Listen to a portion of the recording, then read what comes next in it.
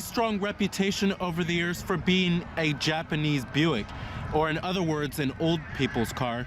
Now, Toyota somewhat changed that reputation when they introduced the 4th generation Avalon in the 2013 model year, and they certainly put more emotion and passion into its driving dynamics as well as its styling too. Now, the Avalon still somewhat has an understated presence, and it has a lot of elegance in its styling as well. Now, for 2016, the Avalon has been refreshed in terms of styling, and they also introduced a couple new features too. And then the touring model now comes with a sport tuned suspension. Now, our model of the Avalon is the top of the line limited. It comes with HID headlights, an 11 speaker audio sound system, as well as tri-zone automatic climate control. Now, with the new styling of the Avalon, they changed the grille a little bit. It's now a little bit bigger, and they also changed the turn signals as well. It certainly looks a lot more like the new Camry, in my opinion. Now, here goes the key fob design for the vehicle. It's your typical Toyota smart key. You have your remote keyless entry, your lock, unlock. To release your trunk is right here, and then you have your panic button. Now, this color is known as the Midnight Black Metallic. It also does have smart key access on the driver's door and the front passenger door. And it comes with a full-on black leather interior. You have your power driver's seat with power recline and power lumbar, and a power thigh extension as well.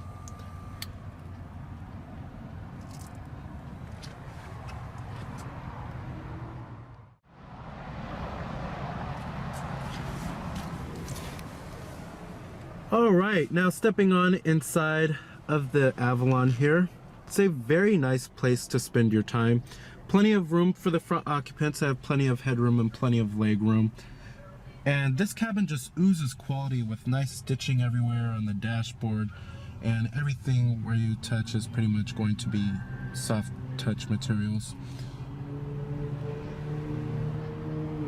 But it's a very stylish and elegant looking cabin. Pretty lavish too.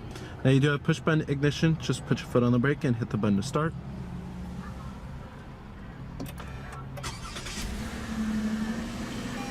And what you're hearing there is your base engine, which is a 3.5 liter V6. There's also a hybrid available, which comes with a 4-cylinder engine. Full leather wrapped steering wheel. Coming to your transmission, you have a 6-speed automatic. If you do get the hybrid model of the Avalon, you do get a CVT automatic. We also do have manual shiftability and paddle shifters, which is nice. When you put the vehicle into reverse, it tilts down the mirrors and it displays your rear view camera with guidance lines and trajectory. And we also do have rear cross traffic alert.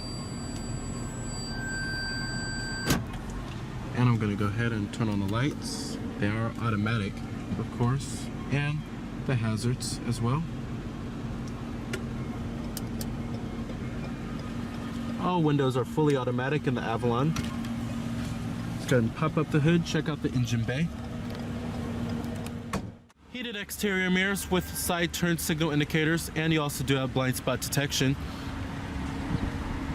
Now, if you didn't know, the current generation Avalon is also based off of the Lexus ES. They share the same platform together. Pretty good looking 18-inch alloy wheels.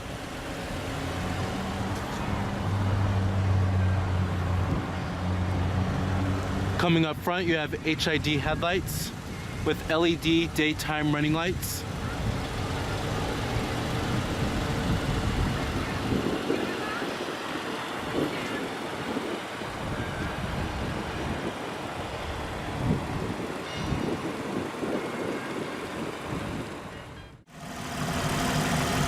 Now, powering this big old full-size sedan is Toyota's very familiar and very trustworthy 3.5 liter V6. You'll also find this powertrain in the Toyota Camry too. Now, it produces 268 horsepower at 6,200 RPM and 248 pound-feet of torque at 4,700 RPM, with EPA estimates being an okay 21 in the city and 31 on the highway. That is pretty above average fuel economy, especially for how big this vehicle is. But the EPA numbers are the same exact numbers that you will find in the Toyota Camry equipped with the V6 engine too, so it could be a little off there. However, if those are the fuel economy numbers, this certainly is pretty above average for this vehicle. But if it's fuel economy that you're looking at, then you'll want to go with this 2.5 liter 4-cylinder hybrid paired with an electric motor, and it earns up to 40 miles per gallon. And most Avalons, however, are going to be equipped with the regular 3.5 liter V6 that we have.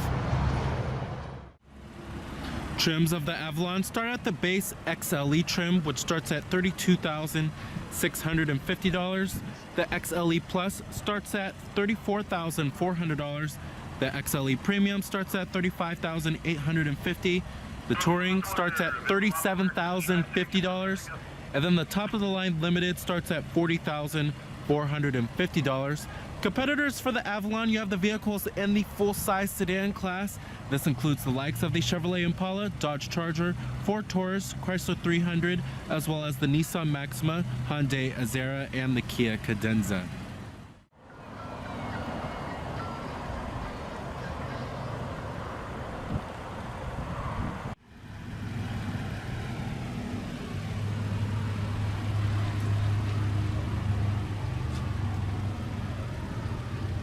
Total vehicle price, you're looking at $42,010 for this particular one.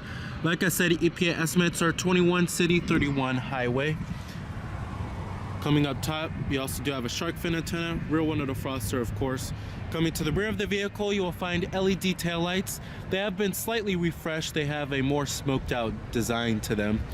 And then you have these squared off exhaust tips at the bottom right here.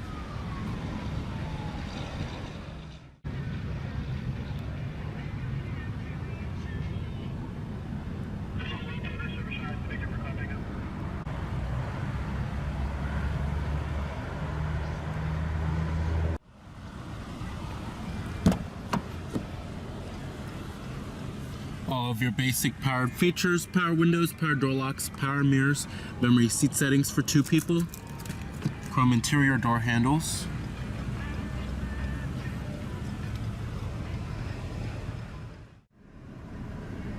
All right, let's go ahead and hear how that V6 engine sounds.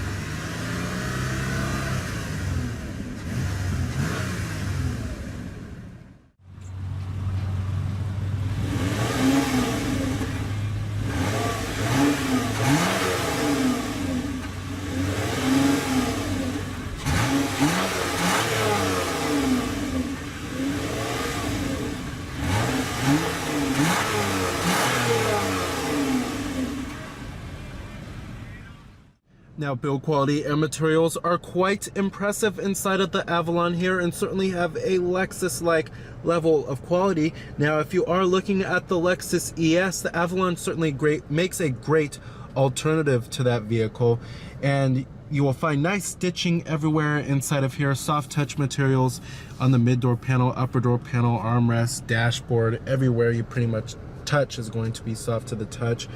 Build quality is excellent, no panel gaps inside of here, and the interior trim and pieces fit well together. Overall, this interior somewhat exceeds the Lexus ES in terms of its cabin ambiance. Now, coming to the steering wheel design, it's okay, but it's certainly not the best from the Toyota brand. It is a little plain Jane looking, especially for a $40,000 vehicle. I wish they would have put some kind of chrome trim right here, or some kind of wood accent setting right here. But it's just kind of plain looking in my opinion. Now coming over here, we have your steering mounted audio controls, and then you have your controls for the Toyota Entune system. Right over here you have your Bluetooth phone controls, as well as your voice recognition, and then this little display button controls your little information center, which I'll get to in just a minute. Right over here you have your lane departure alert system, and then you have your adaptive cruise control. You could set the distance if you would like, as you can see right here. Let's go ahead and test out the voice recognition. How may I help you? Change source. You have several music sources. Which source do you want to listen to? Number 1, AM. Number 2, FM.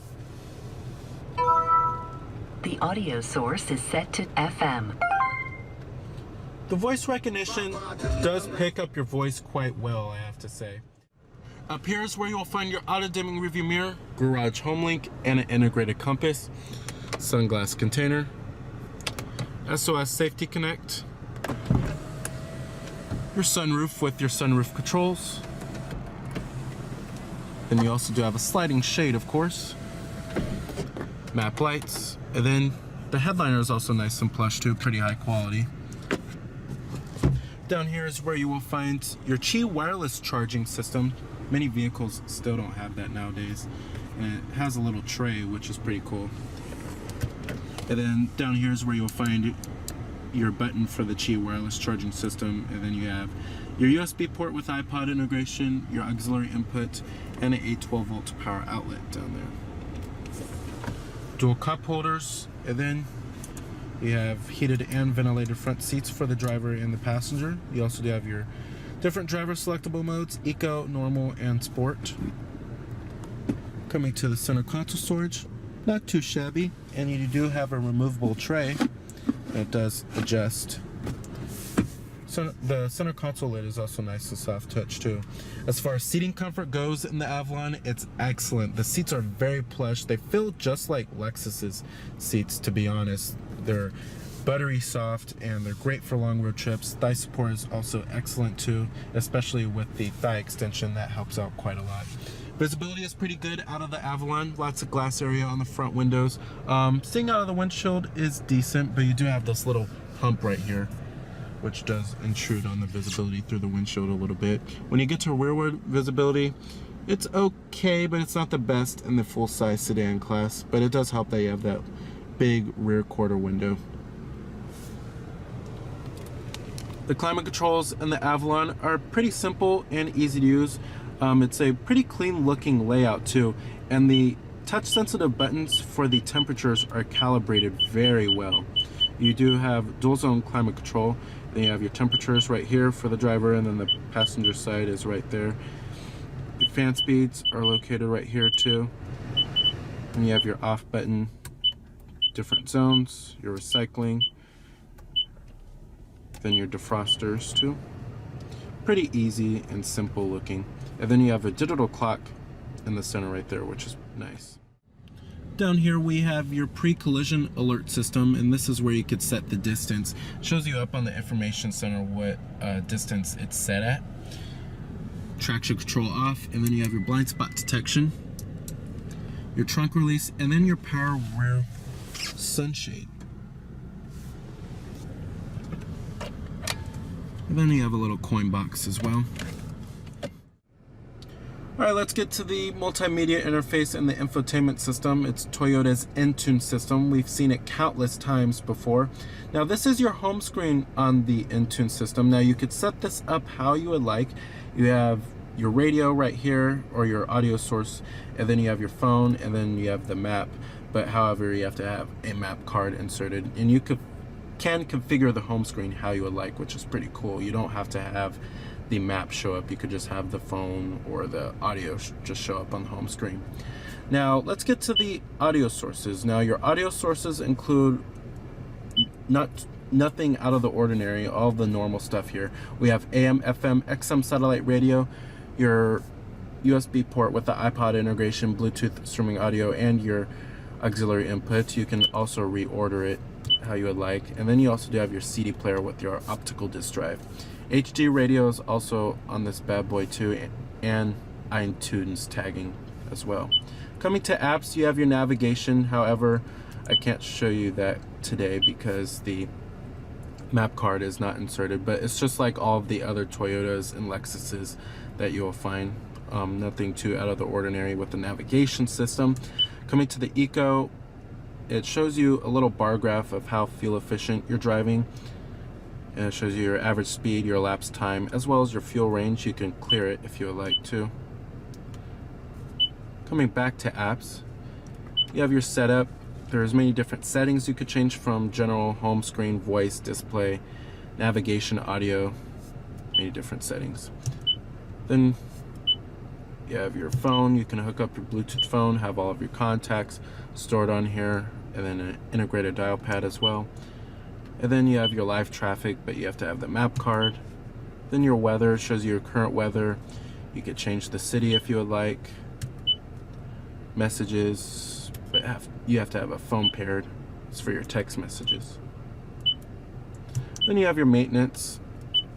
So pretty much everything is going to require the map card for the apps. But overall, love Toyota's engine system. It's one of the best in the business. The responsiveness is lightning quick and it's very intuitive to use. The gauges in the instrument cluster have a very traditional looking setup. On the left, we have your tachometer with your coolant temperature. On the right, you have your speedometer, and then you have your fuel gauge down there too. Now, coming in the center, this is for your vehicle information. It's a little LCD screen. It's controlled by this little display button right here. It's the only button that pretty much controls it. Now, it shows you your distance till empty or your fuel range, and then you have your digital speedometer, and then it shows you your trip odometer down below, and then it shows you what gear you're in as well. Over here you have your current fuel economy, and then your average fuel economy data. You can reset it, and then your time until rest, tire pressure monitoring system, and then it shows you if your lane departure alert is on or off. Then you have your adaptive cruise control, then your eco drive level if you want that on or off. And then settings that you could change, but you have to hold the display button to select it. Overall, it's a pretty useful little LCD screen. It's not the most intuitive information center I've tested out, however. Now, we do have an 11-speaker JBL audio sound system in this car, and it's one of the best sound systems I've ever heard in a Toyota. The sound system has great bass, and the audio quality is very crisp and clear. I would certainly upgrade to the JBL audio sound system. Now, as far as the way the Avalon drives, this is certainly not the sports car of the full-size sedan class. That title belongs to the Nissan Maxima. However, it certainly does offer much more driver engagement than it did in years past. It certainly does not feel like the Japanese Buick sedan. And you can feel for where this vehicle is trying to go. The steering isn't numb and it's not vague, and it certainly does not feel like a rolling couch. With that being said, the ride quality is still pretty good and should be pretty good for most consumers. However, for the traditional Avalon buyer, the ride quality may be too firm. However, I think the Avalon certainly has a pretty good balance between good ride comfort and pretty good handling too. All right, and I'm gonna go ahead and shut down the vehicle. Let's go ahead and check out the rest of the car. Build quality and materials do follow through in the rear of the Avalon. You still have nice stitching everywhere and soft touch panels too.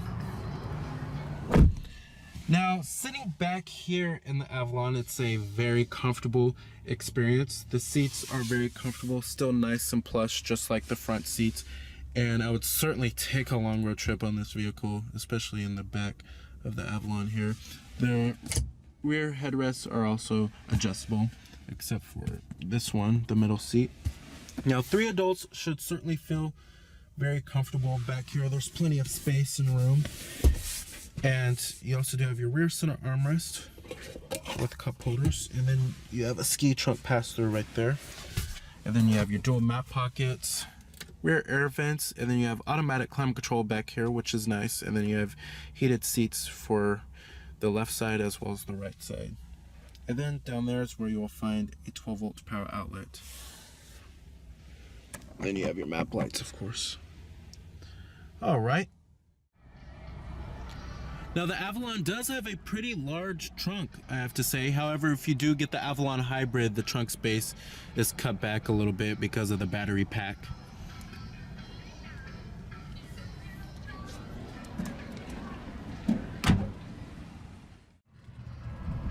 You also have your power passenger seat with power recline and power lumbar. Glove box compartment, nice and damp. So the 2016 Toyota Avalon is a top choice for a full-size sedan. With its comfortable and roomy interior, its strong and pretty fuel-efficient V6 engine, as well as its pretty luxurious ride quality. So remember that this is Cameron Birch from Cameron's Car Reviews.